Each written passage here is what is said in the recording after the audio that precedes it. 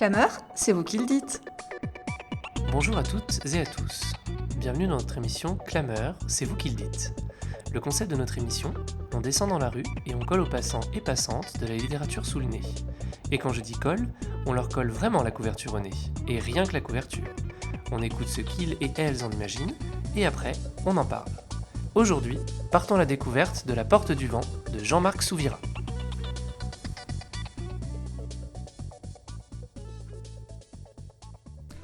Bonjour, c'est pour parler d'un livre. Est-ce que vous avez 5 minutes ? Pas de souci. Donc, est-ce que vous pourriez me donner le nom de l'auteur ou de l'autrice, ainsi que le titre, puis nous décrire la couverture ? Donc, c'est un livre de Jean-Marc Souvira, La Porte du Vent.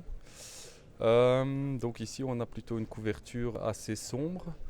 Ça a l'air d'être un jeune homme au milieu d'un champ avec des barbelés et des sacs de sable, donc ils font fatalement penser à une guerre. Des oiseaux s'envolent au-dessus de lui, donc je dirais une nuée d'oiseaux qui passe au-dessus de lui. Donc ça évoque plutôt quelque chose de sombre. La porte du vent, ce serait peut-être lié à justement un portail peut-être qui serait lié à ces nuées d'oiseaux. Donc qui peut-être, je ne sais pas, soit permettrait de sortir de moments assez noirs où justement peut-être que la porte nous fait accéder à un monde assez sombre, je dirais. Du coup, vous verriez plutôt un roman, un roman de mystère, ou quelque chose de plus... Là, oui, moi je verrais plutôt quelque chose peut-être de fantastique, mais avec des bases assez réalistes qui tirent un peu peut-être vers l'horreur. Moi, ça me fait penser à un style plus de Stephen King ou quelque chose dans ce style-là. Merci beaucoup, du coup. Pas de souci. Alors, il s'agit de La Porte du Vent de Jean-Marc Souvira, publié au Fleuve Noir. Donc la couverture, qu'est-ce qu'on y trouve ? Alors, la couverture, on y trouve le titre, écrit en très très grand, en blanc, le nom de l'auteur en haut en rouge, le nom de la maison d'édition et un homme qui lève les bras sur un fond de paysage de guerre probablement, et avec un envol d'oiseaux au-dessus de ses bras. Donc avec cette mise en page, ce personnage comme ça, vous vous attendriez à quoi comme livre derrière ? Alors déjà, c'est Fleuve Noir, donc je m'attends à du policier, ou en tout cas un thriller, quelque chose comme ça. Oui. Alors effectivement, les barbelés, les sacs qui font un petit peu penser à la guerre. Bon, j'imagine que c'est dans un pays en guerre. L'envol des oiseaux, j'imagine que ça va avoir une signification importante dans le livre, mais je ne vois pas laquelle. Et je dirais que peut-être le personnage principal est un homme, puisque j'ai l'impression de voir un homme de dos. Bon, très bien. Merci.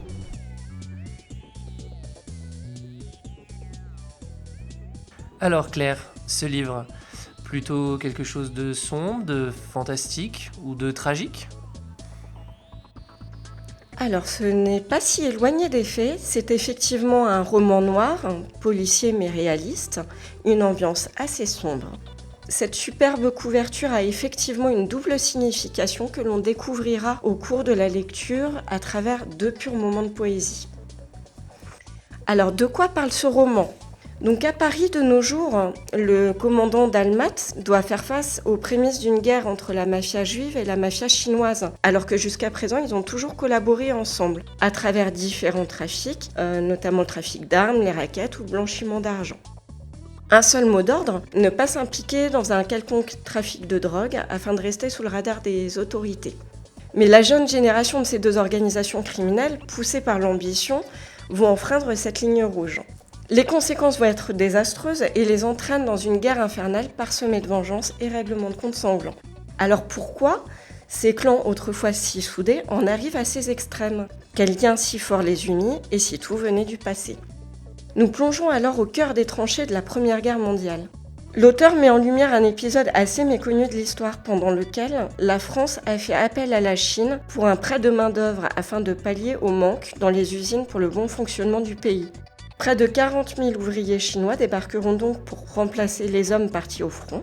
Et cet épisode nous permet de comprendre les origines des grands clans qui se déchirent aujourd'hui et comment ces personnes d'horizons et de cultures si différents se sont donc retrouvées à vivre, à survivre et à travailler ensemble.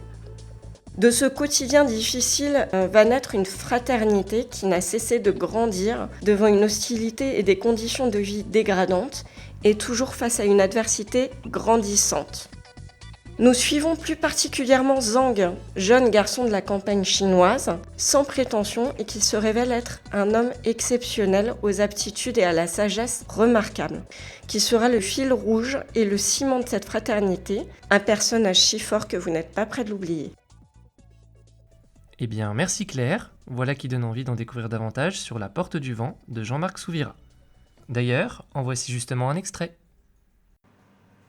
Il traversait un champ quand Zhang s'arrêta soudain et leva les yeux au ciel. Des milliers d'étourneaux tournoyaient.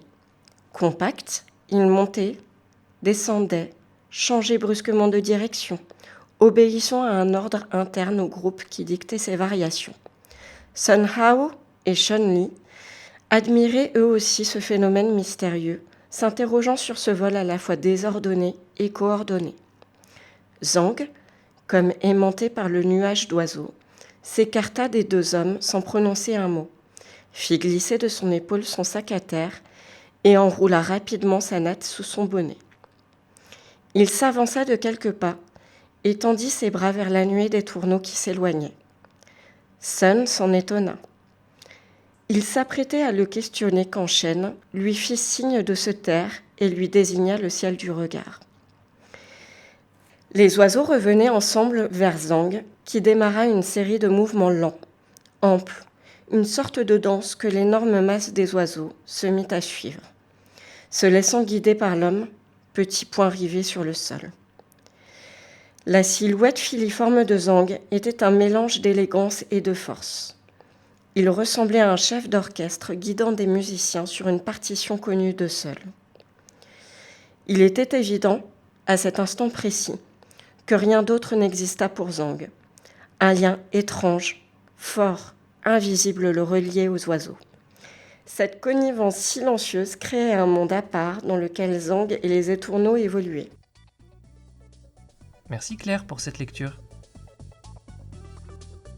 N'hésitez pas à venir rencontrer Jean-Marc Souvira le 3 juin à 18h30 pendant Clameur.